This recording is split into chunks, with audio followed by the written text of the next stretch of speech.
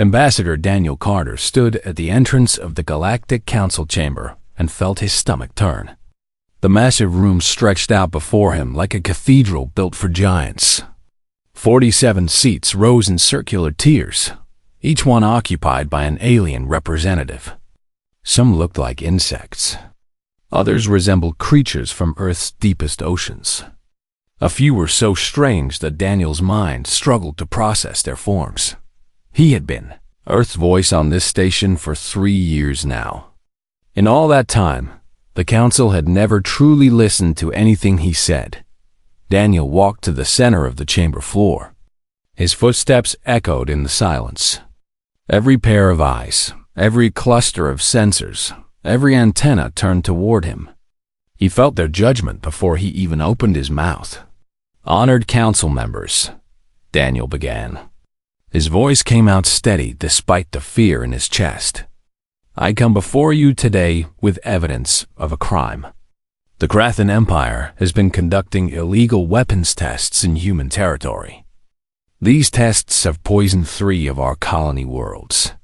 He activated the holographic display he had brought. Images appeared in the air above him. Charts showing radiation levels. Medical reports from the colonies. Pictures of sick children lying in hospital beds, their skin covered in burns that would not heal.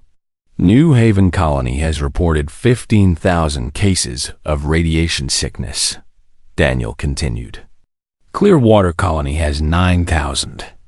Haven's Rest has 6,000. These are our people. Our children. They are dying because the Krathan test their planet-killer weapons too close to our worlds. High Chancellor Vexen of the Thrall Consortium leaned forward in his seat. The tall, blue-skinned alien looked down at Daniel with something that might have been amusement. "Ambassador Carter, the Council appreciates your concern. However, the Krathan Empire is a respected member of this body. They would not conduct such tests illegally." Ambassador Korath of the Krathan rose from his seat. The reptilian creature's scales gleamed under the chamber lights. "The human ambassador makes wild accusations. Our scientists have reviewed the data. The radiation comes from human industrial accidents. Your species is still learning to manage advanced technology. Perhaps you should focus on improving your safety protocols." Several council members made sounds that Daniel had learned were laughter. His hands clenched into fists at his sides. "We have sensor logs," Daniel said. His voice grew louder.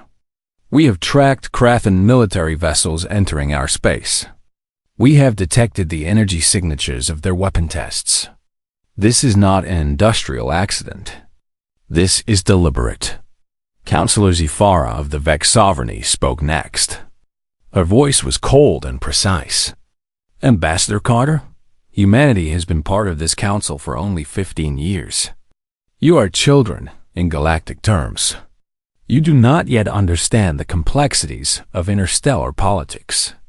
The Krathan would have no reason to harm your worlds." 15,000 sick on New Haven alone, Daniel said. "Is that complex politics? Or is that just murder?" The chamber erupted. Half the council members began speaking at once.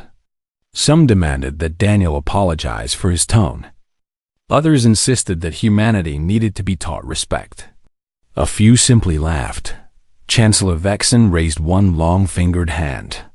The chamber fell silent. "The council will vote on whether to investigate these claims," Vexen said. His tone suggested the outcome was already decided. All in favor of opening an investigation into Krathan activities near human space. Daniel watched as the votes came in. Only one light turned green. It belonged to Ambassador Serana of the Lyran Accord, a peaceful species that had always treated humanity with kindness. 3 lights turned yellow for abstention. The rest glowed red. 40-3 votes against. 3 abstentions. 1 in favor. The motion fails, Vexen announced. "Ambassador Carter, the Council will not pursue this matter. We suggest that Earth focus on improving its own industrial safety, rather than blaming others for its problems." Daniel stood very still. He looked around the chamber at all those alien faces. Some looked bored. Some looked annoyed. None looked concerned about the dying humans on 3 colony worlds. "I came here believing in justice," Daniel said quietly. The chamber's acoustics carried his words to every seat. "I believed that the Galactic Council stood for something. I believed that when one member committed crimes against another, there would be consequences." "Ambassador Carter," Vexen said with a warning tone, "I was wrong." Daniel continued as if the Chancellor had not spoken. "You do not care about justice. You only care about order, about keeping the powerful happy and the weak in their place." "That is enough," Vexen said sharply. "No," Daniel replied. "It is not enough. But it is all you are willing to give." He gathered his display device and turned toward the exit. "When the Krathen test their weapons again and more humans die, remember this moment. Remember that we asked for your help. Remember that you refused. Is that a threat, Ambassador?" Vexen asked. Daniel stopped at the chamber entrance and looked back. "No, Chancellor. It is a warning. We came to you for justice. We offered you the chance to do what was right. You chose to protect the strong and ignore the weak. There will be consequences for that choice. You forget your place, human," Vexen said. His voice carried contempt now. "Earth is a minor power. You have no authority to make threats in this chamber." "Perhaps," Daniel said. "But humanity remembers its friends, and it remembers its enemies." He walked out before anyone could respond. The journey back to Earth took 2 weeks. Daniel spent most of that time writing his report. He knew what it would mean. He knew the decision that would follow. When his shuttle touched down at Earth Defense Command, Admiral Kate Morrison was waiting for him. She was a tall woman with gray hair and eyes that had seen too many battles. She had commanded Earth's military forces for the past decade. "How did it go?" Kate asked, though her expression said she already knew the answer. "They voted it down," Daniel told her. 43 against. They laughed at me, Kate. They laughed while I showed them pictures of dying children. Kate's jaw tightened. "Come with me. The president is waiting." They walked through the command center together. Soldiers and officers moved around them with purpose. Everyone looked tense. Word of the council vote must have already spread. President Ryan Holloway sat in a secure conference room with his top advisors. He looked tired. The weight of leadership had aged him in the 3 years since his election. "Ambassador Carter," the president said, "give me your assessment." "The council will not help us, sir," Daniel replied. "They believe the Krathen are too powerful to challenge. They think we are too weak to matter." "Are we weak, Admiral Morrison?" the president asked. Kate pulled up a display on the conference room screen. It showed ship movements and fleet positions. "No, sir. We are not." The president studied the display for a long moment. "How long have we been preparing for this?" "Since we joined the council," Kate answered. "You told me to hope for the best but prepare for the worst. We hoped they would treat us as equals. We prepared for the day they would not." "Show me," the president said. Kate entered a security code. The display changed. It now showed hundreds of ships hidden in the outer solar system. Weapons platforms. Military installations. Everything humanity had built in secret while pretending to be a minor power. "Project Reckoning," Kate said. 200 warships. Each one designed specifically to fight Council technology. We have studied their weaknesses for 15 years. We know how to hurt them. The president looked at Daniel. "You believe they will ignore us until we force them to pay attention?" "I believe they see us as children, sir," Daniel answered.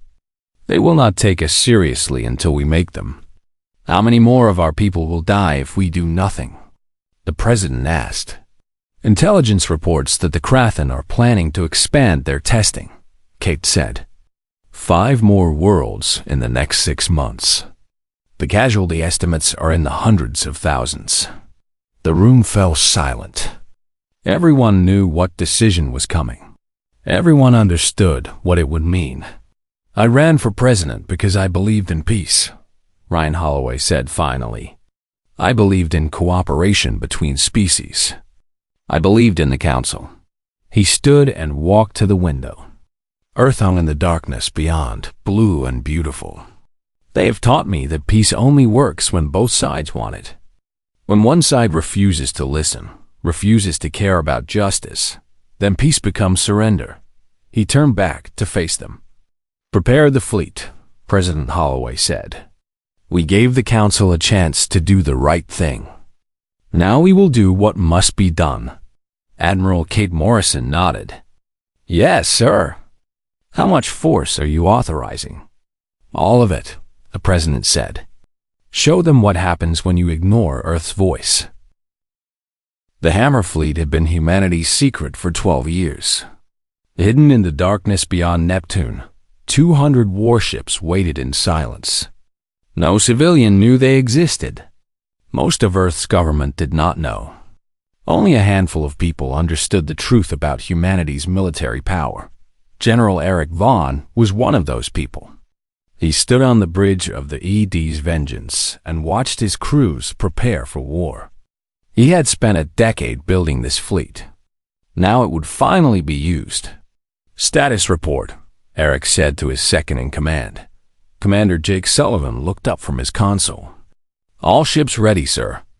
Weapon systems at full charge. Crews are at battle stations. We can move out in 2 hours. Make it 1 hour, Eric said. The longer we wait, the more of our people die. Jake nodded and began issuing orders. Around them, the bridge crew worked with quiet efficiency. These were humanity's best. They had trained for this moment. They were ready. Eric thought back to the day Admiral Morrison had approached him with Project Reckoning. It had been 13 years ago, just after humanity joined the Galactic Council. Kate had looked at him with those sharp eyes and asked a simple question. If the Council fails us, can we defend ourselves? Eric had answered honestly. With our current technology? No, we would lose badly. Then build me something that can win, Kate had said. Build it in secret. Build it well. And pray, we never have to use it. Eric had done exactly that. He had recruited the best engineers from every human nation. He had studied captured council technology. He had reverse-engineered their weapons and improved them. The Hammer Fleet was the result. Ships that could match any council warship. Weapons that could crack their shields. Tactics designed to exploit their weaknesses. Now it was time to see if all that work had been worth it. On Earth, President Ryan Holloway sat in the Situation Room with his cabinet. The room was deep underground, protected by meters of steel and concrete. Screens covered the walls, showing ship positions and strategic data.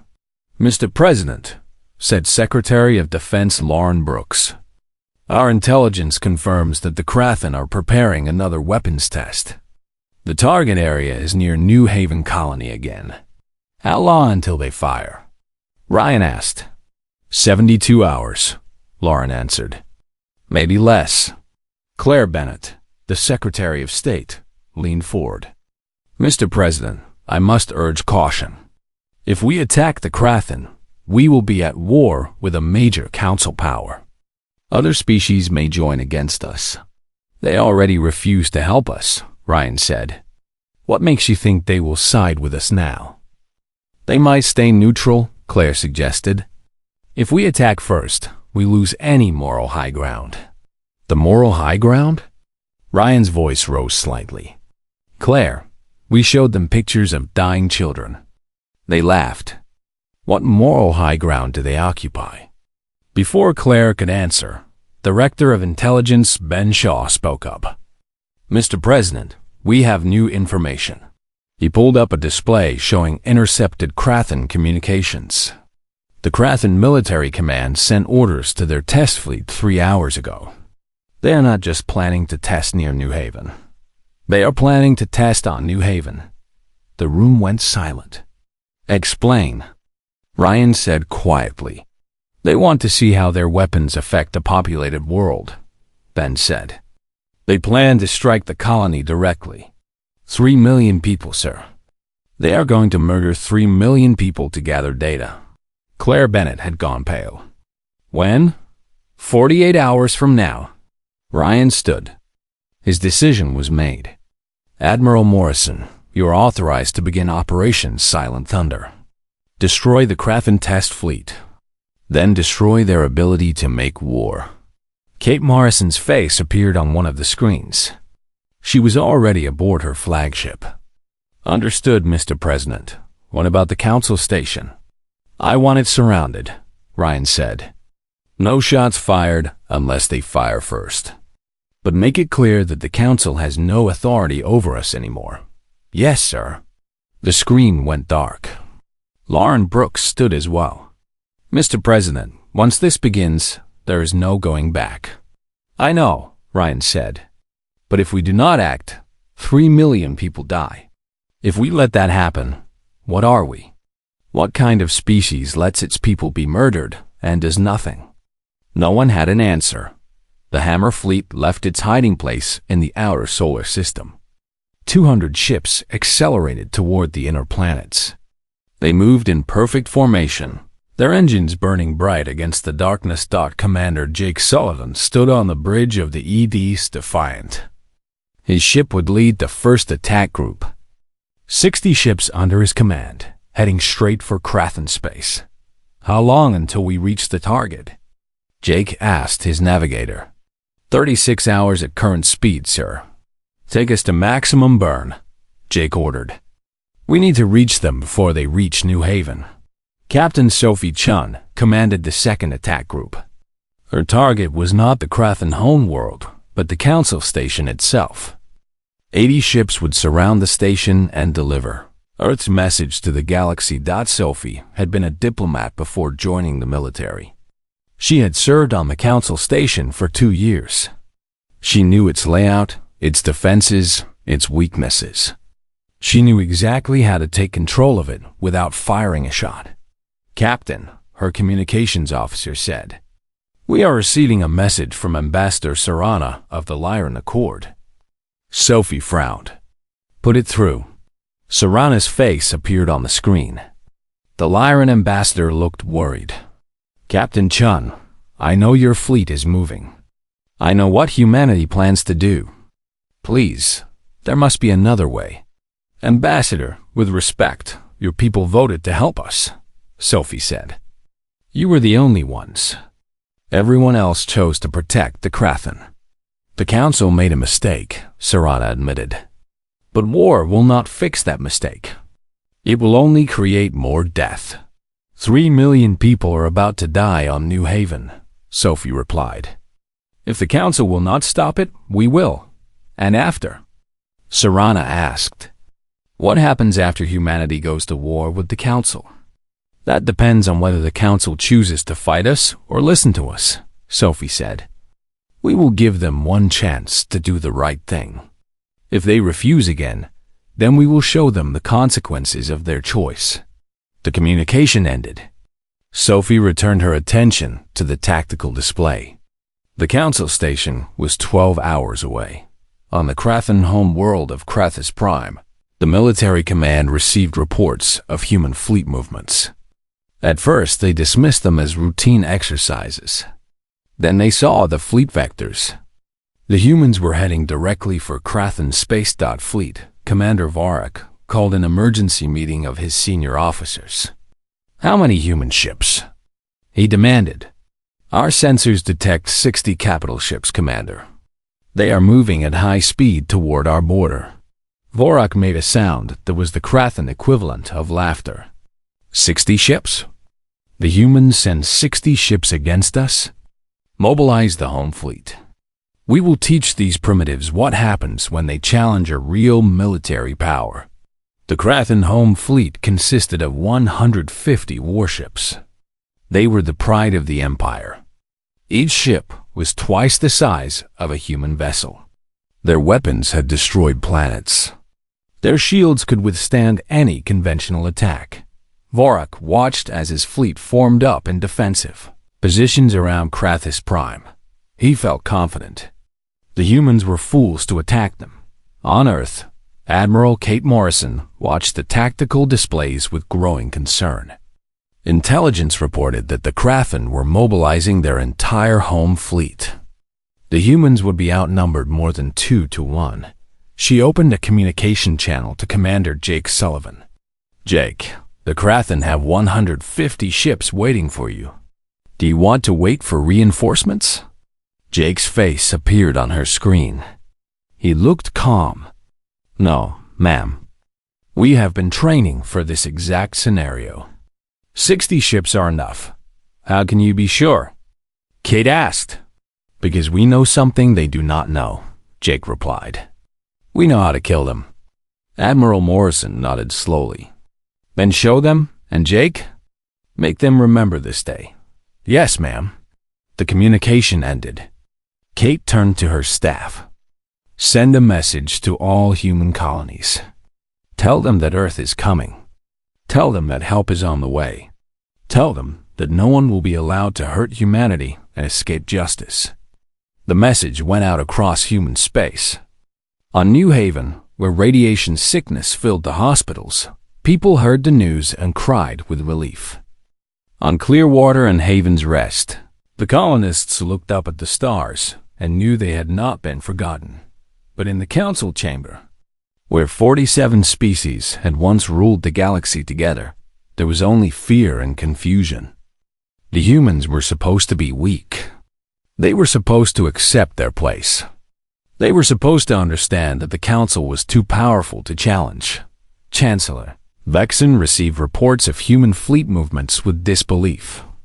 "They cannot be serious," he said to his advisors. "This must be a negotiating tactic.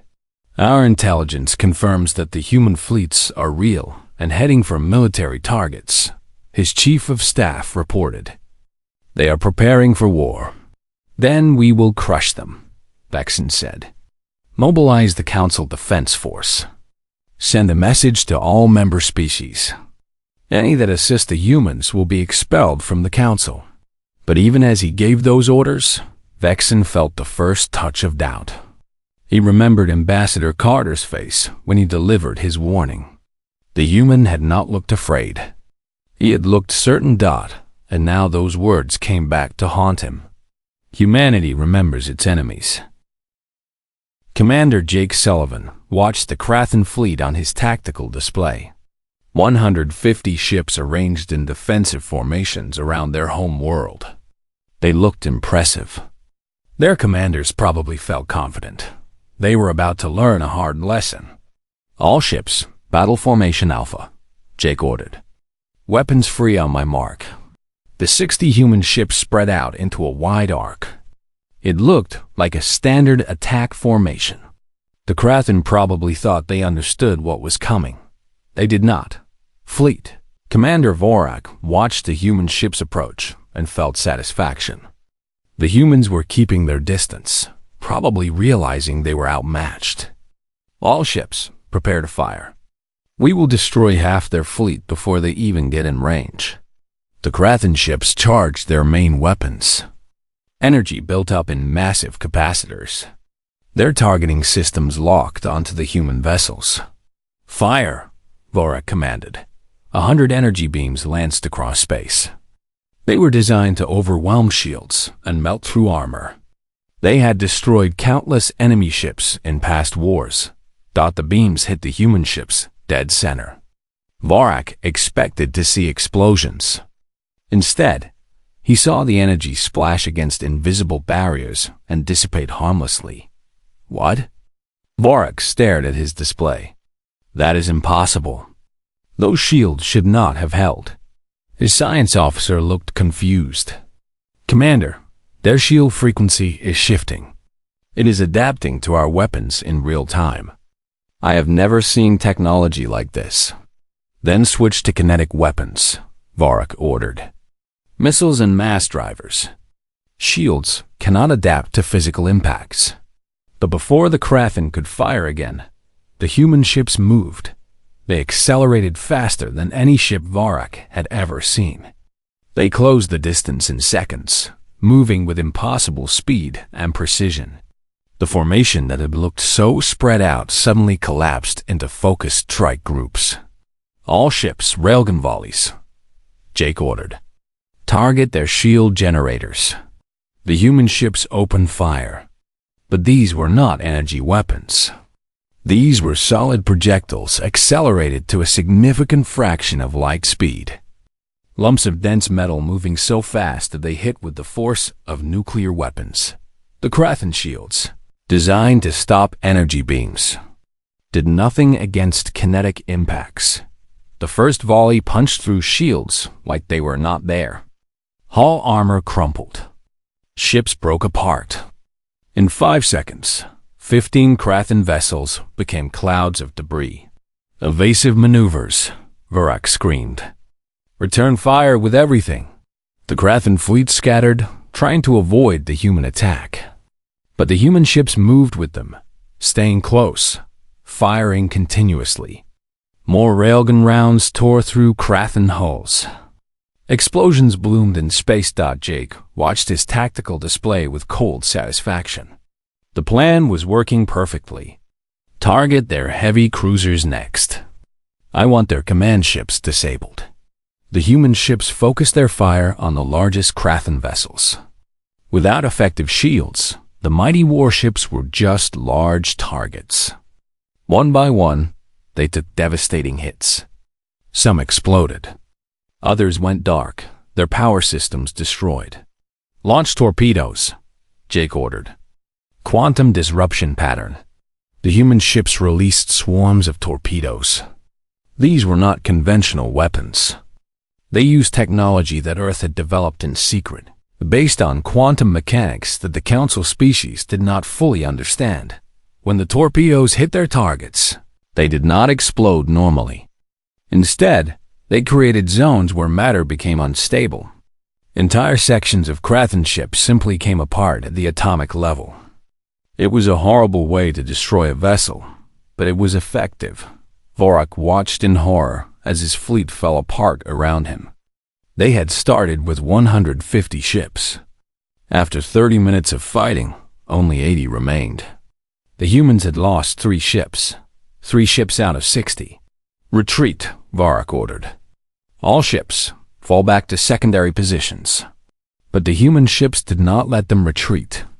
They pursued relentlessly, destroying any Kraken vessel that tried to run. The Kraken had trained to fight enemies who followed the established rules of space combat. The humans were not following any rules. After 2 hours, the battle ended. The Kraken home fleet was destroyed. Only 17 ships escaped, and most of those were badly damaged. Wreckage filled the space around Krathus Prime. Jake opened a communication channel to the Kraken military command. His face appeared on every screen in their headquarters. "This is Commander Jake Sullivan of Earth Defense Command," he said. "Your fleet is destroyed. Your ability to make war is ended. Now you will listen to what humanity has to say." He pulled up images of the radiation victims from New Haven, Clearwater, and Haven's Rest. Thousands of faces. Thousands of people dying because of Kraken weapons tests. "You poisoned our people," Jake continued. "You killed our children. You did this because you thought we were weak. You thought we would not fight back. You were wrong." He paused, letting his words sink in. "I am authorized to begin orbital bombardment of your military installations. Every weapons factory, every military base, every government building involved in your weapons program. They will all be destroyed. You have 1 hour to evacuate your personnel. After that, we fire." The communication ended. Jake turned to his weapons officer. "Prepare bombardment packages. I want precision strikes only. No civilian casualties." "Yes, sir." While the first strike group dealt with the Kraken, Captain Sophie Chun's fleet arrived at the Council station. 80 human warships surrounded the massive structure. The station's defenses activated, but no shots were fired. Sophie opened a channel to the station's command center.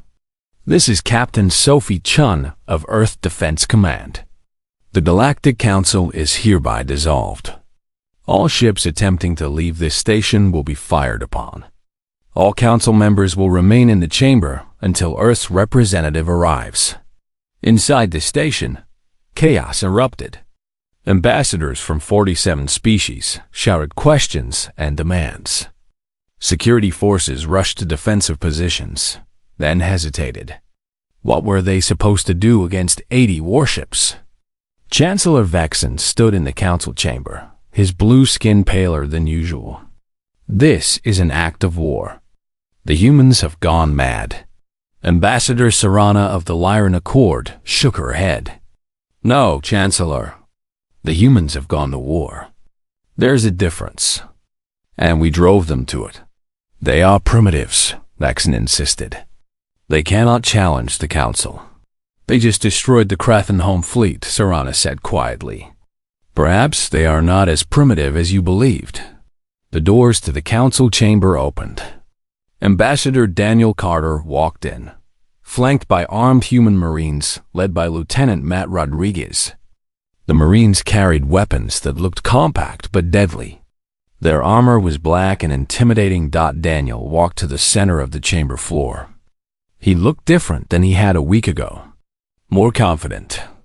More dangerous. "Members of the Galactic Council," Daniel said. His voice echoed in the silent chamber. "1 week ago, I stood in this spot and asked for your help. I showed you evidence of crimes against humanity. I asked for justice." He looked around at all the alien faces. "You laughed at me. You dismissed our suffering. You protected the criminals and ignored the victims. You did this because you thought we were weak. Because you thought we had no choice but to accept your decision." Daniel pulled out a data device and displayed images above him. Ships burning in space. Krathen vessels torn apart. The wreckage of their mighty fleet. "We had a choice," Daniel continued. "We chose to reject your authority. The Krathen fleet is destroyed. Their military capability is ended. And now we turn our attention to the council itself." Chancellor Vexen found his voice. "You cannot dissolve the council. We have maintained galactic order for 10,000 years. Your order required us to watch our children die," Daniel replied. "What good is order if it protects the guilty and abandons the innocent?" "This is tyranny," Vexen said. "You attack us because we did not give you what you wanted." "No," Daniel corrected him. "We attack you because you refused to give us what we deserved. There's a difference. We did not ask for special treatment. We asked for basic justice. You refused even that." He walked toward Vexen's seat, the Marines following behind him. "Every treaty that humanity signed with this council is now void," Daniel announced. "We recognize no council authority. We acknowledge no council law. From this moment forward, Earth operates independently. The other species will unite against you," Vexen threatened. "You cannot fight the entire galaxy. Then they should choose carefully whether they want to fight us at all," Daniel said. "We did not want this war. We came to you seeking peace. You taught us that peace is not possible with those who see kindness as weakness." Ambassador Korath of the Krathen, who had been silent until now, suddenly stood. "My people are dying. Your ships are destroying our cities." "Correction," Daniel said coldly. "Our ships are destroying your military installations. We gave you 1 hour to evacuate. We are targeting only those facilities involved in weapons development. No civilian areas are being hit." "That is still an act of aggression," Korath protested. "And poisoning our colonies was what?" Daniel asked. "Entertainment? Research? You murdered thousands of humans and felt nothing. Now we strike back, and you cry about aggression. Did you expect us to simply accept being killed?" He turned to address the entire council again. Let me be clear about humanity's position. We will defend our territory with whatever force is necessary. Any species that attacks human worlds. Admiral Kate Morrison stood in the command center on Earth and watched the galaxy fall apart. Reports flooded in from every corner of Council space. Old alliances were breaking. New conflicts were starting. The order that had existed for 10,000 years was collapsing. She had expected this. Planned for it, even. But seeing it happen was still startling. Admiral, her communications officer, called out. We have an incoming transmission from the Thrall Consortium. It is marked urgent and from Chancellor Vexen himself. Put it through, Kate said. Vexen's face appeared on the main screen. He looked angry and afraid at the same time. Admiral Morrison, the Thrall Consortium demands that Earth cease all military operations immediately. Your attacks on the Krathen and your occupation of the Council Station are acts of war against every member species. Kate kept her expression neutral. Chancellor, we attacked the Krathen because they were murdering our people. We surrounded the Council Station because the Council refused to stop them. If you see that as an act of war, then I suggest you reconsider your definition of war. You cannot be allowed to destroy the Galactic Order, Vexen said. The Thrall Consortium is mobilizing its full military might. We will restore peace by force, if necessary. Peace? Kate let some of her anger show now. You had peace when you ignored dying human children. You had order when the Krathen poisoned our worlds. What you had, Chancellor, was not peace. It was the silence of the oppressed. We are beyond such philosophy, Vexen snapped. The Thrall fleet will arrive at Earth in 3 days. If you do not surrender and withdraw your forces, we will destroy every human military installation. This is your only warning. The transmission ended. Kate turned to her staff. How many ships is Vexen bringing? Intelligence reports 300 vessels, Admiral. The entire Thrallhome fleet plus allied forces. Kate nodded slowly. 300 ships. It was the largest military force in the known galaxy. Under normal circumstances, it would be unstoppable. But these were not normal circumstances. Recall the first and second strike groups, Kate ordered. I want every ship we have prepared to defend Earth, and send a message to Commander Sullivan. Tell him it is time to show the galaxy what humanity can really do. 3 days later, the Thrall Armada arrived at the edge of Earth's solar system. Chancellor Vexen commanded the fleet personally from his flagship, the Eternal Glory. He looked at the blue planet ahead and felt righteous fury. The humans had challenged the natural order. They had disrupted galactic stability. They would be taught a lesson that would echo across the centuries. All ships, advance formation Delta, Vexen ordered. We will sweep through their defenses and force their surrender. The Thrall fleet moved forward in perfect coordination. They expected to face perhaps 100 human ships at most. They expected the humans to be retreating. Frightened, ready to negotiate. Instead, they found the entire Hammer fleet waiting for them. 200 human warships hung in space. Between the Thrall Armada and Earth, they were arranged in a formation that looked defensive but had subtle aggressive elements. Behind them, Earth's orbital defense platforms powered up their weapons. Jake Sullivan stood on the bridge of the EDS, defiant, and studied the approaching Thrall fleet. His ship had been repaired and rearmed after the battle with the Krathen. Now it would fight again. They outnumber us 3-2, his tactical officer observed. They outnumbered the Krathen as well, Jake replied. Numbers do not matter if you are using the wrong strategy. He opened a communication channel to the Thrall flagship. Chancellor Vexen, this is Commander Jake Sullivan. You are entering human territory with hostile intent. Turn back now, or you will share the Krathen's fate. Vexen's face appeared on the screen. You are outnumbered and outgunned, Commander. Surrender now and Earth will be treated with mercy. We offered you mercy once, Jake said. We asked you to help us stop the Krathen from killing our people. You chose to protect them instead. Now you come to our home and demand our surrender. Let me ask you something, Chancellor. Did you learn nothing from what happened to the Krathen fleet? The Krathen were overconfident and unprepared, Vexen replied. The Thrall are neither. We have studied your tactics. We have adapted our defenses. You will not surprise us. We don't need to surprise you, Jake said. We just need to destroy you. The communication ended. Jake turned to his crew. All ships, weapons free. Show them why you don't attack Earth. The battle began.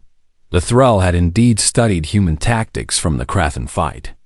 They knew about the railguns and the kinetic weapons. They had reinforced their shields and positioned their ships to minimize exposure to projectile attacks. But humanity had not revealed all of its weapons against the Krathen.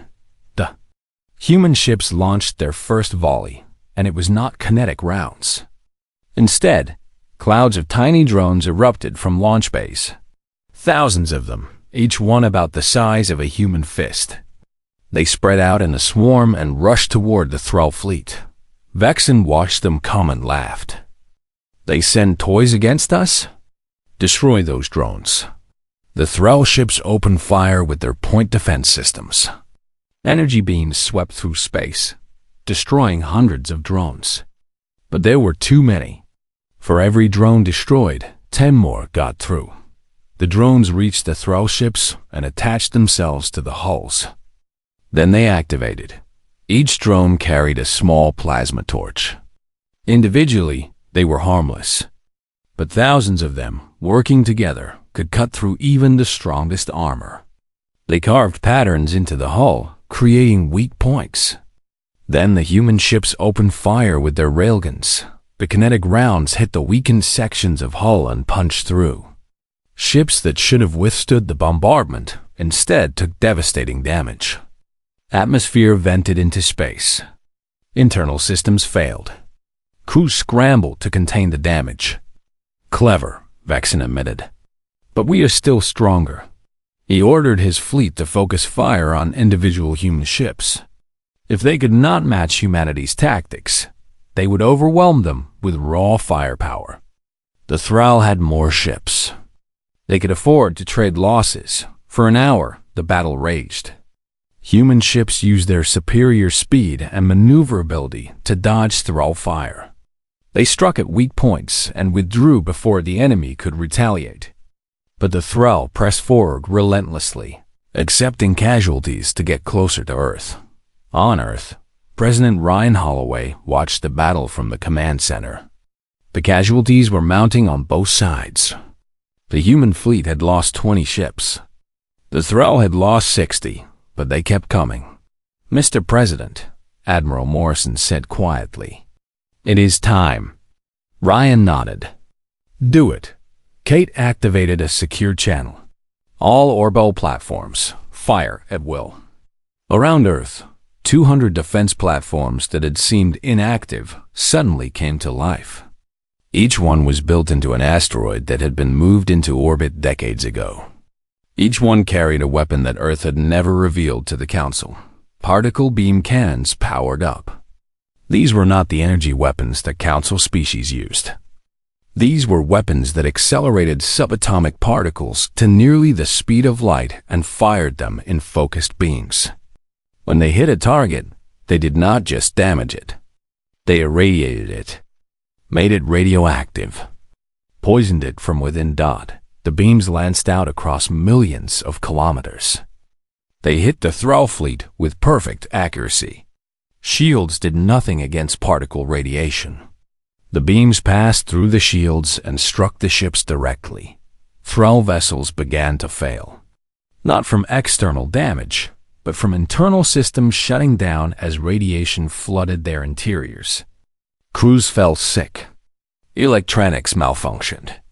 The mighty warships became floating coffins.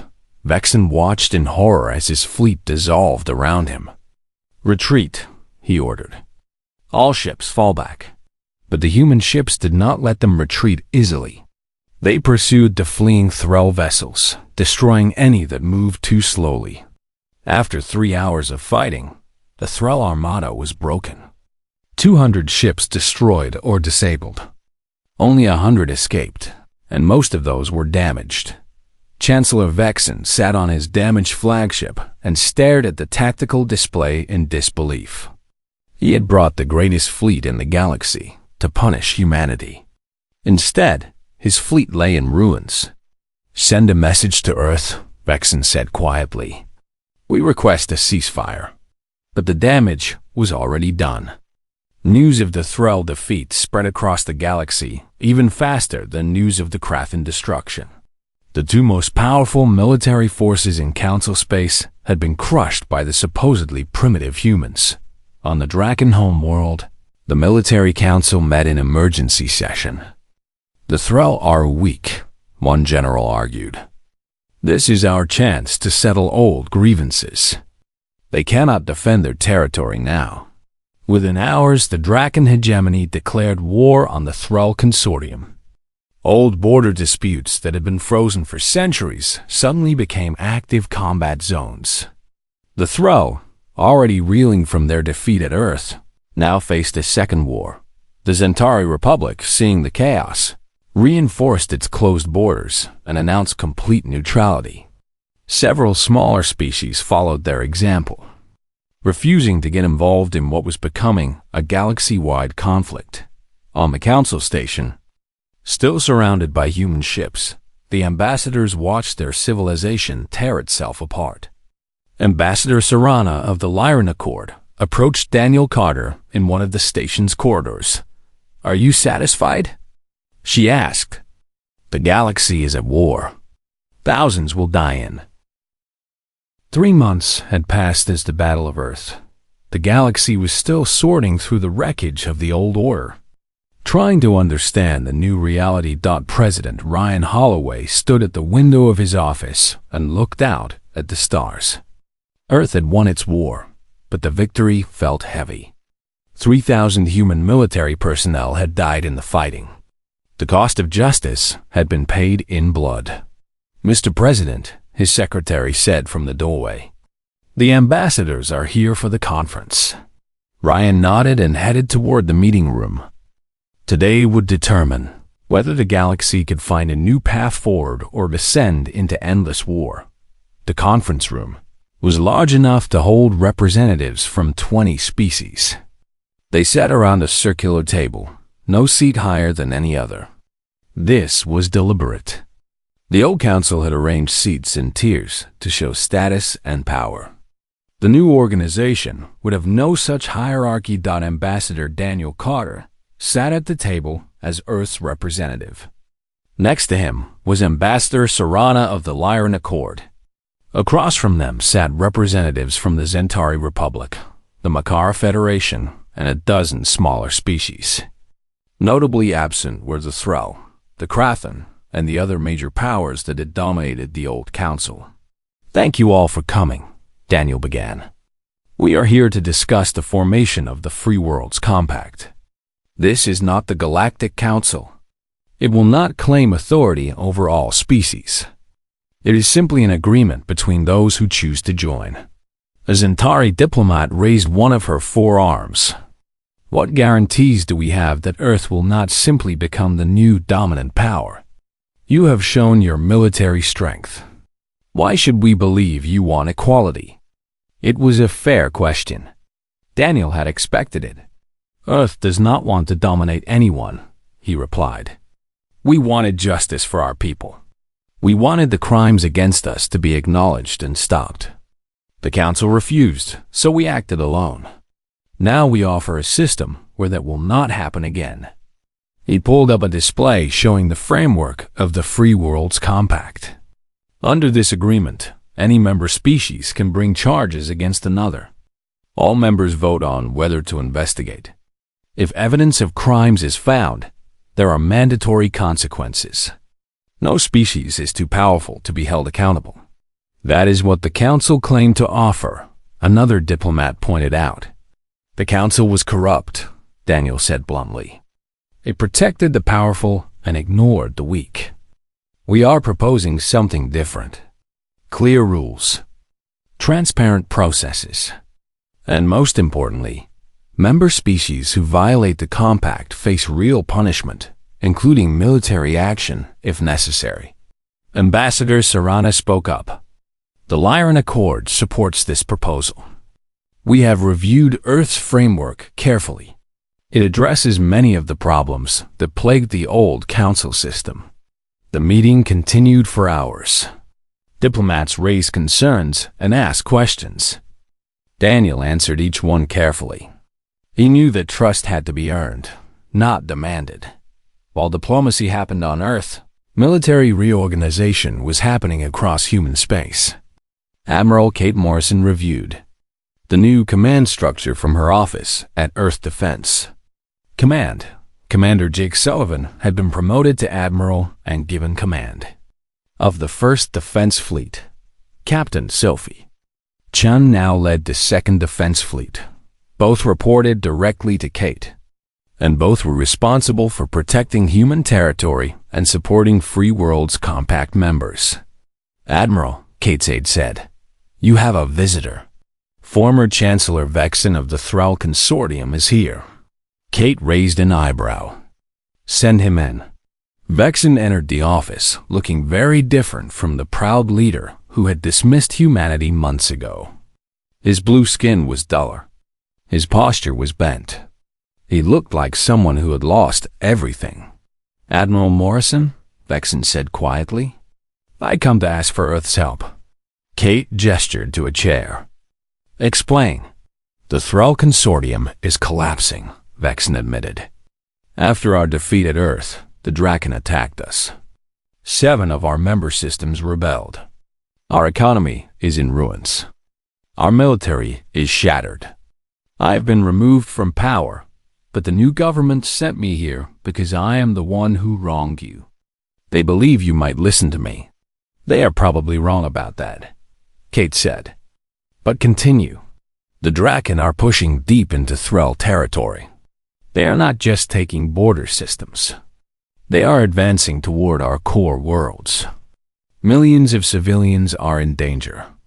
The new Thrall government asks if Earth would consider mediating a ceasefire. Kate studied him for a long moment.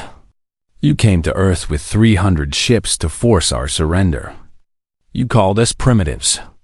You told us to learn our place. Now you want our help? Yes, Vexen said simply. He met her eyes. I was wrong, Admiral. About humanity. About justice. About everything. I thought maintaining order was more important than doing what was right. I thought the Council's authority mattered more than the suffering of individuals. I was wrong, and my people are paying the price for my mistake. Many people are paying for your mistake, Kate said. The galaxy is at war because the Council valued power over justice. I know. Vexen's voice was heavy with regret. I deserve punishment. I deserve to be remembered as the fool who destroyed 10,000 years of peace. But the Thrall civilians do not deserve to die because of my errors. They are innocent. Kate was silent for a moment. Then she touched a control on her desk. Admiral Sullivan, please come to my office. Jake arrived a few minutes later. He looked at Vexen with barely concealed contempt. Admiral Morrison? The Thrall want us to mediate their war with the Draken, Kate said. What is your opinion? Jake considered carefully.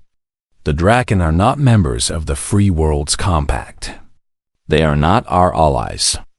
If they conquer Thrall space, they become a major power on our border. That could be a problem. My thoughts exactly, Kate agreed. She turned back to Vexen. Earth will mediate on 3 conditions. First, the Thrall Consortium officially joins the Free World's Compact and accepts all its rules. Second, the Thrall publicly acknowledged their failure to help humanity when we asked. Third, the Thrall pay reparations to the human colonies that suffered from Krathan weapons testing. Vexen nodded without hesitation. Agreed. All three conditions are acceptable. Then we will send a diplomatic mission to the Draken, Kate said. But understand this, former Chancellor. Earth is not saving the Thrall because we forgive what you did. We are doing this because innocent people should not die for their leaders' mistakes. Do not mistake pragmatism for friendship. I understand, Vexen said. He stood and bowed, a gesture of respect that the proud Thrall rarely gave to anyone. Thank you, Admiral. After he left, Jake looked at Kate. Do you think the Draken will accept mediation? They will if we make it clear that the alternative is fighting us, Kate said. The Draken are aggressive, but they are not stupid. They saw what we did to the Krathen and the Thrall. They will negotiate. She was right. When Earth's diplomatic team arrived with an escort of 50 warships, the Draken agreed to negotiate. Within 2 weeks, a ceasefire was in place. The Draken kept some of the territory they had taken, but the advance stopped before reaching Thrall civilian populations. On New Haven Colony, President Holloway walked through the rebuilt medical center. The radiation cleanup was nearly complete. The hospitals that had been overwhelmed with dying patients 3 months ago were now treating normal injuries and illnesses. A young girl approached him.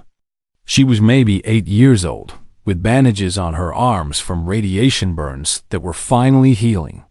Are you the president? She asked. I am, Ryan replied with a smile. My mom says you saved us. She says Earth came when nobody else would help. Ryan knelt down to her level. Your mom is right. We came because you were one of us. Because nobody should have to suffer while others look away. Thank you, the girl said seriously. Then she hugged him and ran back to her mother. Ryan stood and felt tears in his eyes. This was why they had fought. Not for power or glory, but for children like her. For people who deserved justice and protection. Later that day, he spoke at a memorial service for the 3,000 military personnel who had died in the war. Their names were carved into a monument of black stone. Under the words, "They died so others could live." These men and women gave their lives defending humanity, Ryan said to the assembled crowd. They did not want war. None of us did. But when war came, they stood between our people and those who would harm them. They will be remembered not as conquerors, but as protectors. Not as aggressors, but as defenders of the innocent. He paused, looking out at all the faces watching him. The galaxy is different now because of what happened here. The old order that valued power over justice is gone. In its place, we are building something better. The Free World's Compact is not perfect, but it is founded on the principle that all species deserve fair treatment. That crimes cannot be ignored just because the criminal is powerful. Some call what we did an act of aggression. They say we destroyed galactic peace. But there was no peace. Not for the thousands dying on our colonies. Not for all the other species who suffered in silence, because speaking up meant facing the Council's displeasure. What existed before was not peace. It was just the powerful ignoring the suffering of the weak. 6 months after the war, the Free World's Compact held its first assembly on Earth. 23 species had joined. More were considering membership. The old council still existed technically, but it was